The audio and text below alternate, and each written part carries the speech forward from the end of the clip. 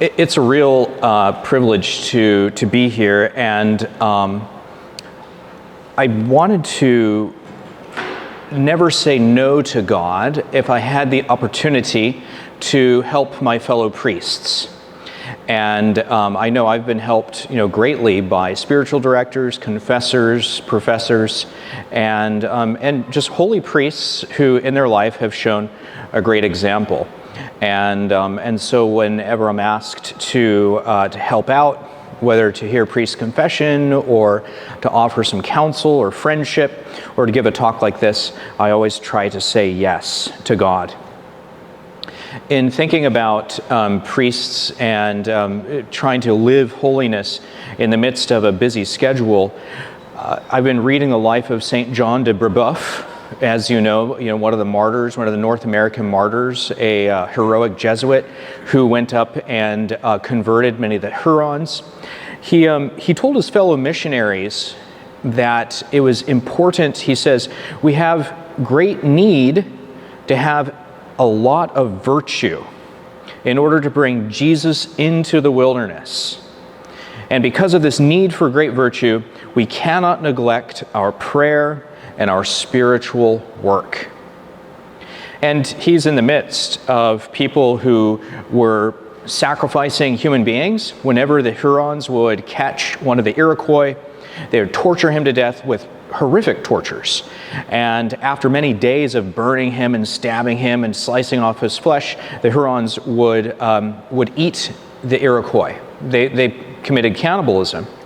And in the midst of all of this, they had a quite licentious activity, amongst themselves. And for St. John de Brebeuf, he's in the midst of all of these distractions, dangers, temptations, and constant threats on his life. And yet, in the midst of that, he was always faithful to his regular prayers and to his Jesuit spiritual tradition. And what an example that is for all of us. I'd like to just very briefly, it's always dangerous when you ever say briefly for a Dominican, but I'd like to just speak about three things, really. One is to recall the value of our time. What a great gift we have to even live in the world of time. Next, I want to talk about some of the virtues that we need in order to use our time well as priests. And finally, I'll talk about some practical ways for using time well as a priest. I'm really not going to say anything new. Our two previous speakers, they're great. I was taking lots of notes. I'm going to plagiarize later on and give them all the credit. But the first thing I just want to talk about is how time is such a great treasure for us. We know that young people often have difficulty estimating the value of their time. That because they feel healthy, they feel like they're going to live forever, and so they take lots of risks. And we know because for young people, their future is indeterminate, they feel like they can do anything. And maybe like you, when I was a kid, my grandmother would say, you can do anything you want. You can be president of the United States. But as you go on, you start to realize I'm a finite person. There's so little that I can do. You're confronted with your finitude. And this shows us, too, the value of our time, because we don't have an infinite length of days before us on this earth. This was a theme, actually, that was brought home to Job in the midst of his suffering. In many places throughout the book of Job, he recalls how man's life is fading away. He says, for instance, in one place, he says, man that's born of a woman is a few days and full of trouble. He comes forth like a flower and he withers. Job compared the human being to the quickness of the shuttle as it's moving along this machine that goes so fast you can't even see its movements.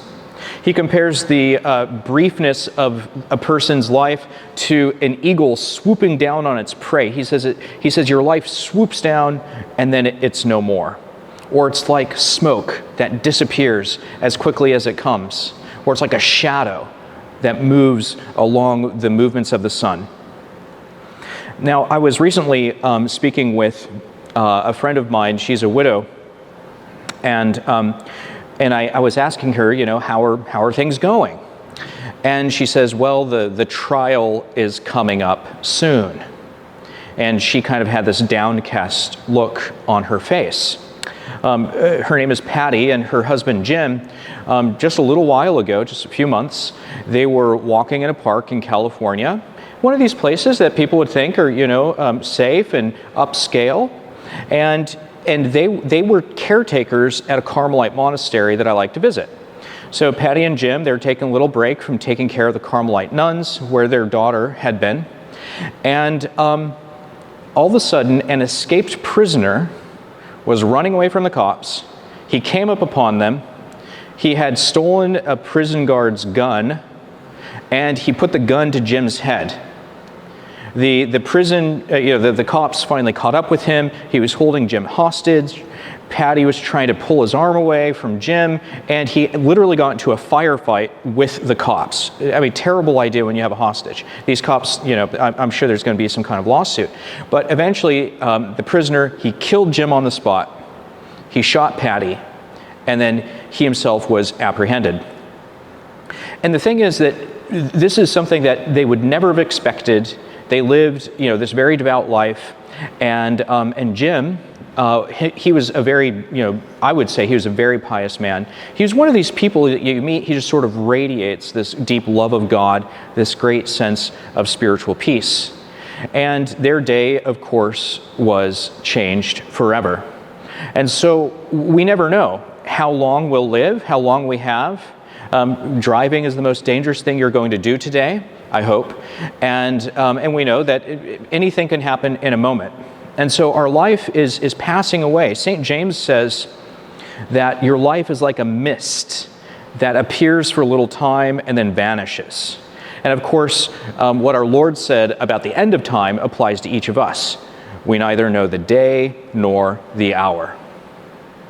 St. Alphonsus Liguori, one of my favorite saints, he says that time is the greatest natural gift that God gives us. The greatest natural gift that God gives us. Because there's no price that's equivalent to it. People wrongly despise their time. Sometimes we think time is neutral. I'm just going to spend this however I want.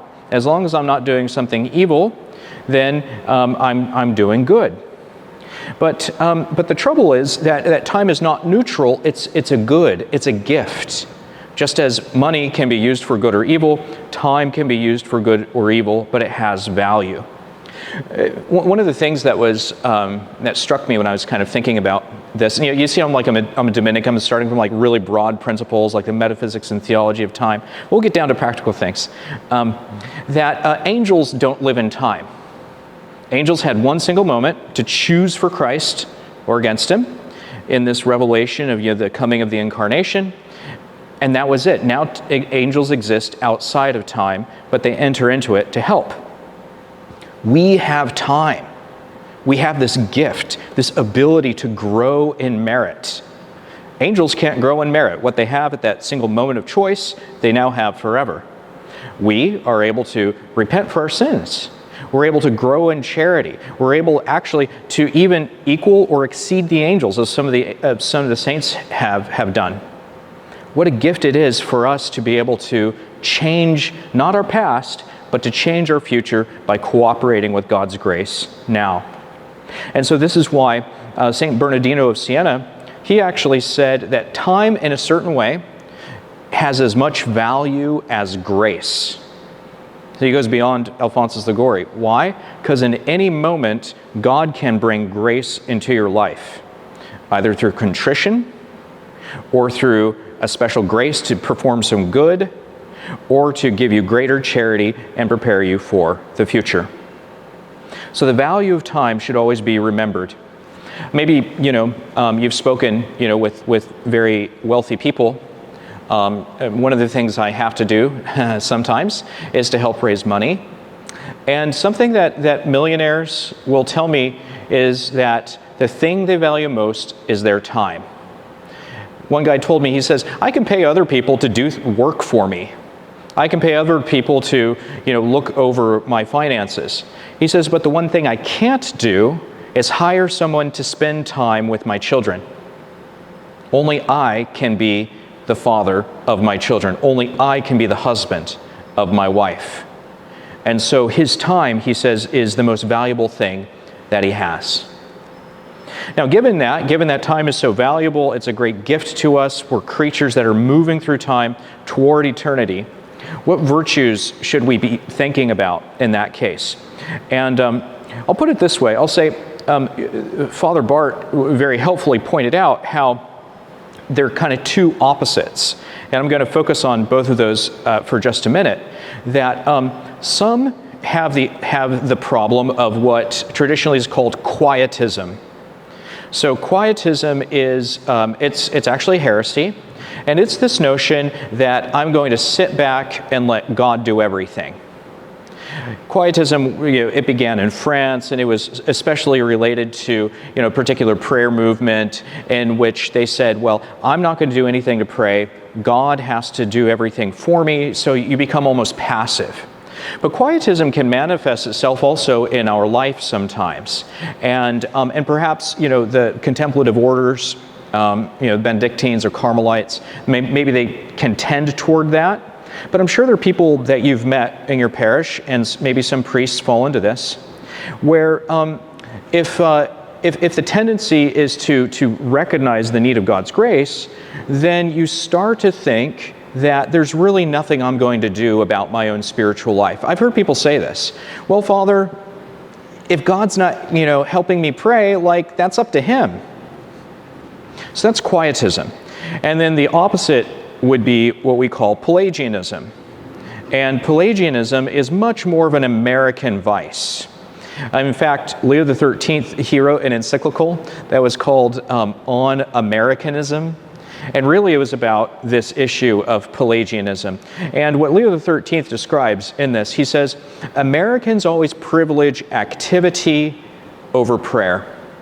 They privilege their efforts over God's grace, with the result that there's no spiritual fruit.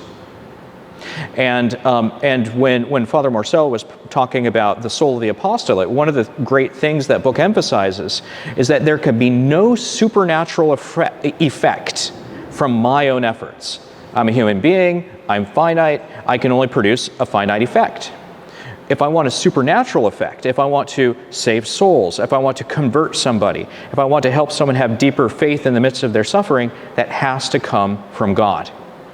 And so Pelagianism privileges activity in such a way that the necessary grace that undergirds it starts to be set aside and eventually disappears.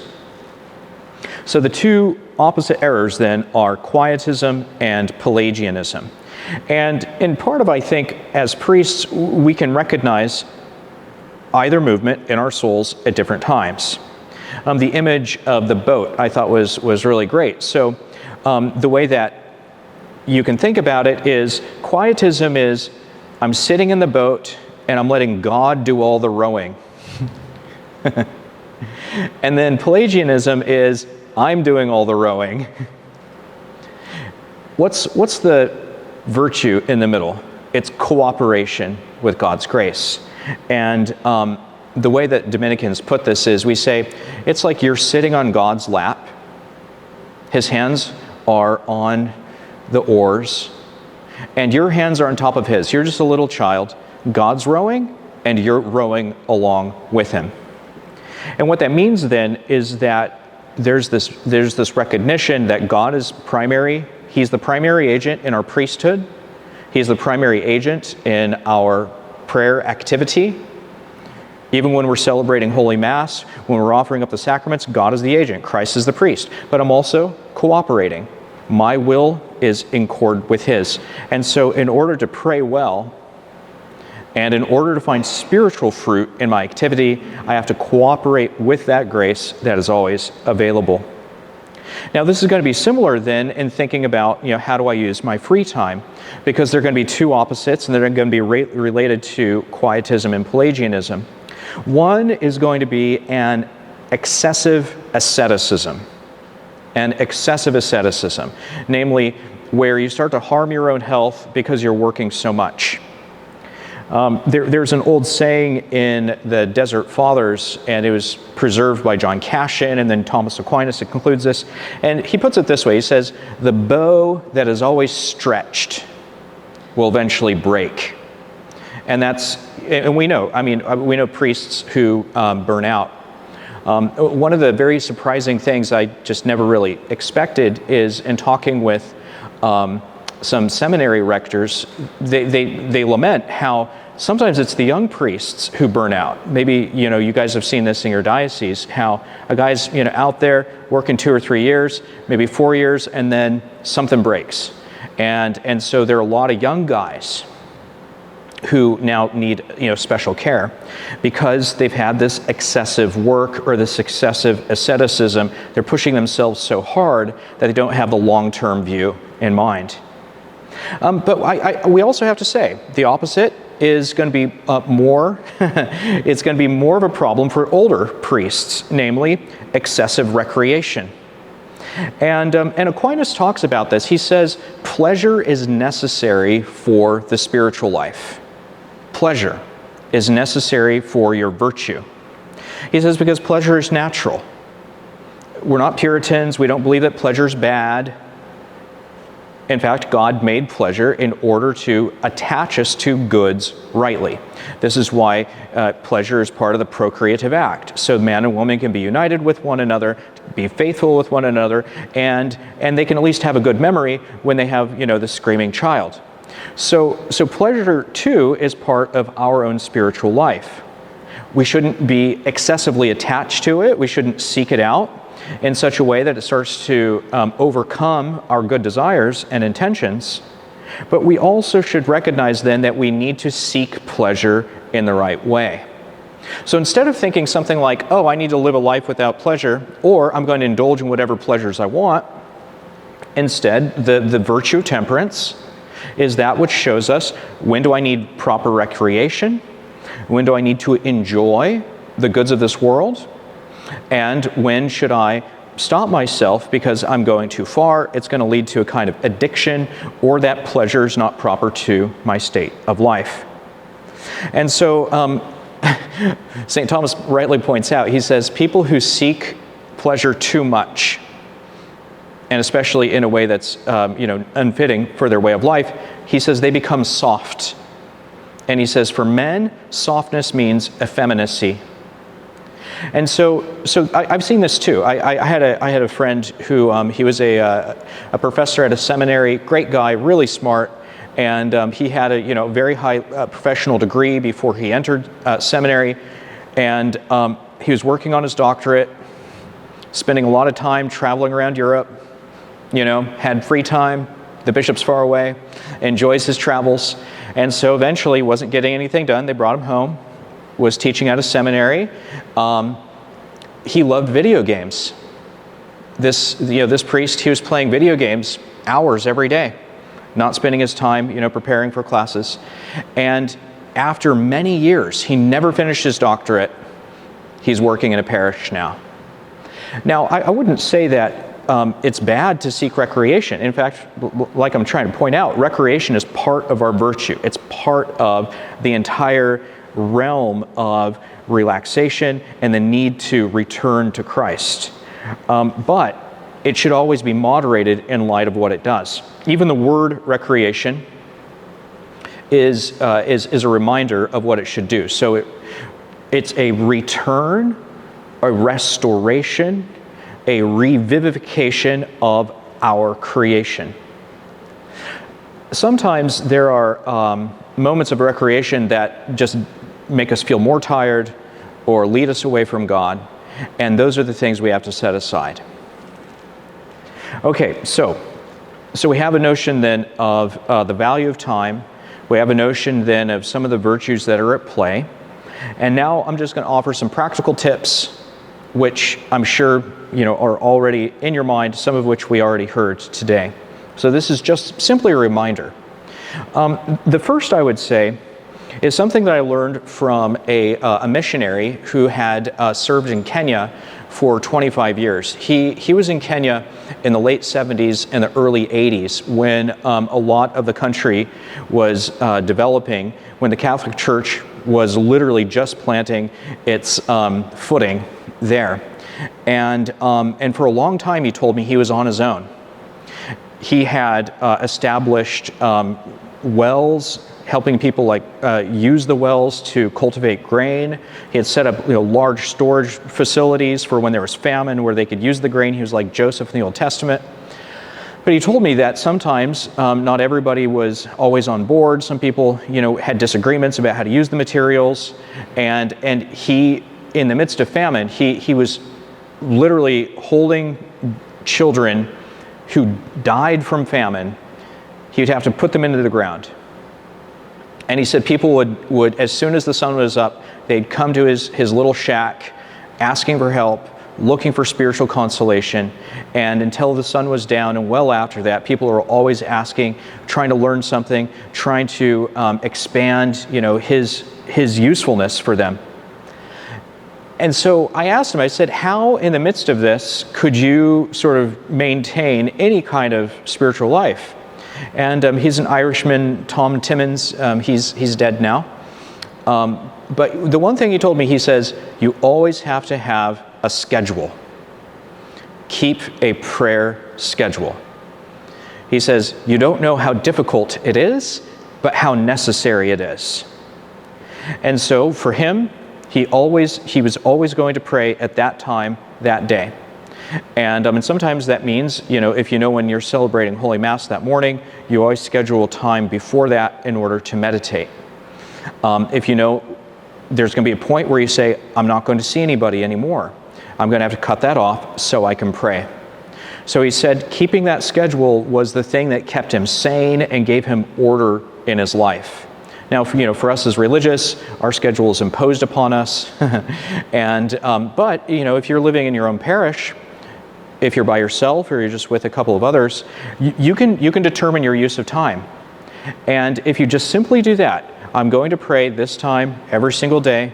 I'm going to be very faithful to that. It's my appointment with God. Doing that is going to yield a lot of fruit. I would say next is privileging prayer as the source of your apostolic work. Privileging prayer as the source of your apostolic work. Some practical things about prayer. First, I would say that it's our privilege and our duty. What should we pray for? So it's three things, really, in privileging prayer as a source of my work. Is first, I need to be praying for the people. And so that means, praying for those specific needs for the specific people who are under your care. This is something I always try to keep in mind. I have my list of students. There's some of them, who I prefer to pray for. There's some who need my prayers. And there are some who I know who are praying for me. But I need to pray for all of the people under my care. Because part of my role is to change their spiritual life, and that's going to happen when I intercede for them. Grace is going to affect them, even if they never hear a word I say. So I have to pray for them, both for their practical needs. Lord, please heal this person. Those people come to you, Father, please pray for me. One time I was on an airplane, and we were having really bad turbulence. We're crossing the Atlantic, and I'm sitting there, and nobody was really sleeping. And one of the flight attendants came, and he says, Father, can you come up to the cockpit? And I'm like, oh no. And I thought, okay, what am I going to, they're going to put me on the, on the speaker. I'm going to have to give the general absolution. I thought, okay, this is exciting. I've never had this opportunity. and so they bring me up to the cockpit, and things are, your seatbelt is supposed to be buckled, and things are shaking around, and people are screaming. And so we go up there, and I'm like, okay, what's going on? And so there, all the flight attendants were there, and one of the pilots came out. They said, we just wanted to pray. You're a priest, and can you just give us a blessing? Okay, sure, let's do it. And so we just said a little prayer, and that's it. I went back to my seat. The turbulence continued. Obviously, we survived. So you never know. so you have to pray for the people. And